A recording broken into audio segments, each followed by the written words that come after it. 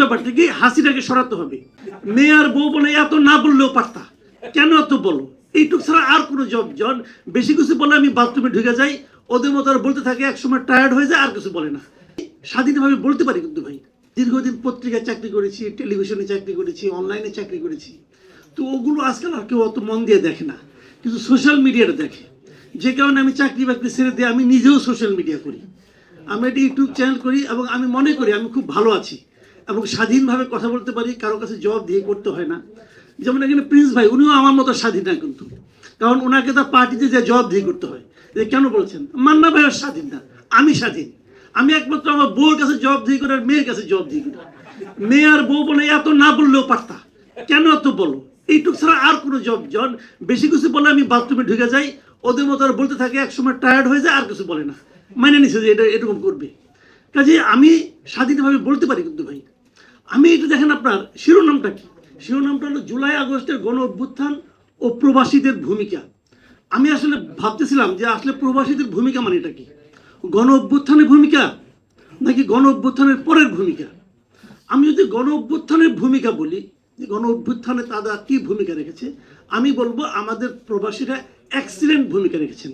না পাঠাইয়া হাসিনা সরকারকে বিব্রত করছে, এক্সিলেন্ট ভূমিকা, তারা কিন্তু এটা করেছে। না হলে হাসিনার পতনের পরে এত রেমিটেন্স বাড়বে কেন? মানুষ নতুন সরকারের উপর খুশি হয়েছে, খুশি হয়ে প্রপার ওয়েতে রেমিটেন্স পাঠিয়েছে, এটা একটা পজিটিভ দিক। কিন্তু আমি মনে করি তারও যে বড় পজিটিভ দিক ছিল, যে অভ্যুত্থানটা হয়েছিল, গণ অভ্যুত্থান হয়েছিল, এখানে প্রবাসে বসে আমাদের কিছু লোক এই সোশ্যাল মিডিয়ার মাধ্যমে এদেশের মানুষকে সংগঠিত করেছে, এদেশের মানুষকে বুঝিয়েছে যে কেন আপনাকে এটা করা উচিত, এদেশের মানুষকে ইনফর্ম করেছে যে কেন তাদের বিদেশে চলে যেতে হলো, এবং এদেশের মানুষকে দেখিয়েছে যে স্বৈরাচারী হাসিনার আসলে প্রকৃত চেহারাটা কি। এবং আমি মনে করি একটা গণ আন্দোলনের জন্য এর চেয়ে বড় আর কিছু হতে পারে না। এখন কথা হলো কারা করেছে এগুলো, এই লোকগুলি কারা? তাদের আপনারা সবাই চিনেন, কিন্তু এই লোকগুলি কিন্তু অচেনা কেউ না।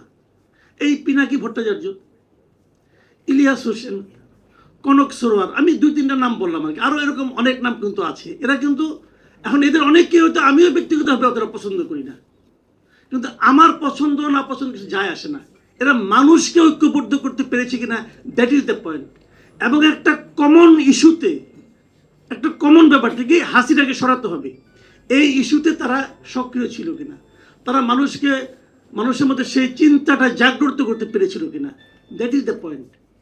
তারা পেরেছিল এবং তারাই পেরেছিল। তাদের ভূমিকা আমি মনে করি বিরাট কিছু ছিল। এখন তারা কি ভাবছেন?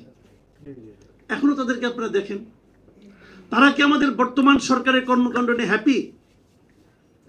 একবার ভাবেন, যে লোক হাসিনা সরকারকে সরানোর জন্য পাগল হয়ে গেল, যে লোক ইউনূস সরকার আসার পর তার প্রশংসা করলো, তারা এখন কেন করে না? তারা কি কিছু চেয়েছিল যে ইউনূস সরকার তাদের কিছু টাকা পয়সা দিবে? চেয়েছিল? চায়নি। তো তারা কেন? তারা কি বিভ্রান্ত? এটা ভাবেন, তারা কি বিভ্রান্ত? অথবা তারা যেগুলি বলে সেগুলি মিলিয়ে নেন। তারা কি বলে, আমরা কি দেখি, আপনি কি দেখেন বাজারে যেয়ে, আপনি কি দেখেন রাস্তায় হেঁটে, আপনি কি দেখেন আমাদের উপদেষ্টাদের বক্তব্য শুনে। ভাবুন কি চেয়েছিলেন, কি পেয়েছেন, তারা এখন কি বলে, আমাদের ওনারা এখন কি বলে। এটা নিয়ে আমি নিজস্ব কোনো মন্তব্য করতে চাই না, কারণ আমি প্রতিদিনই বলি, তাহলে এখানে বলছি আমি, এই চিন্তাগুলো কিন্তু আমাদেরকে করতে হবে। একটা কথা মাথায় রাখবেন, কেউ মসিহা না, কেউ আপনাকে কেউ কিছু করে দিবে না, যা কিছু করার আমাকেই করতে হবে। আমি যদি এখানে ভুল কিছু বলতে থাকি, আপনারা আমাকে থামিয়ে দেবেন, ভাই আপনার এই পাগলামি আমি শুনতে চাই না, তখন আমি বুঝবো আমি পাগলামি করতেছি। যতক্ষণ পর্যন্ত আপনারা আমাকে না থামাবেন, আমি ভাববো কি আমি তো খুব ভালো বলতেছি। মানুষকে থামাতে হবে, মানুষকে বলতে হবে এনাফ, আপনি যা বলেছিলেন এনাফ হয়েছে, আর বলেন না, কাজটা করে দেখান। সেই কাজটা কি হচ্ছে? কাজটা হচ্ছে না। এই যে আমাদের আশরাফ কাসের বললেন গোলাম মুর্তজাকে ওখানে পাঠানো হয়েছে, সে খুব হ্যাপি। আমি হ্যাপি না, আমি আনহ্যাপি। আমি আনহ্যাপি কেন?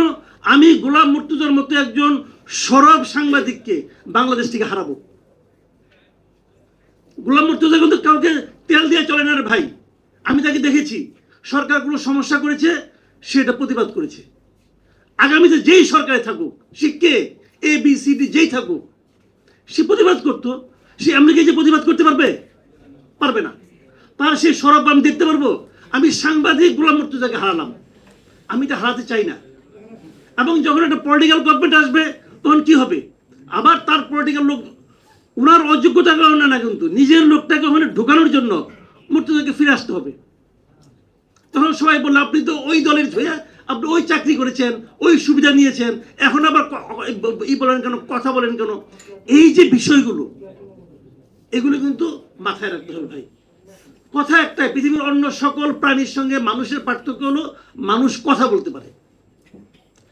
আল্লাহ আমাকে কথা বলার জন্য একটা যোগ্যতা দিয়েছে, এটাই বলতে চাই, এটাই বলতে হবে। আপনাকেও বলতে হবে, আমাকেও বলতে হবে, সবাইকে বলতে হবে। যখন সবাই কথা বলবেন তখন দেখবেন একটা ফল আসতেছে। আর যদি সবাই শ্রোতা হয়ে যান, সারা জীবন খালি শুনেই যাবেন, বক্তা নিজের স্বাধীন মতো যা ইচ্ছা তা বলবে।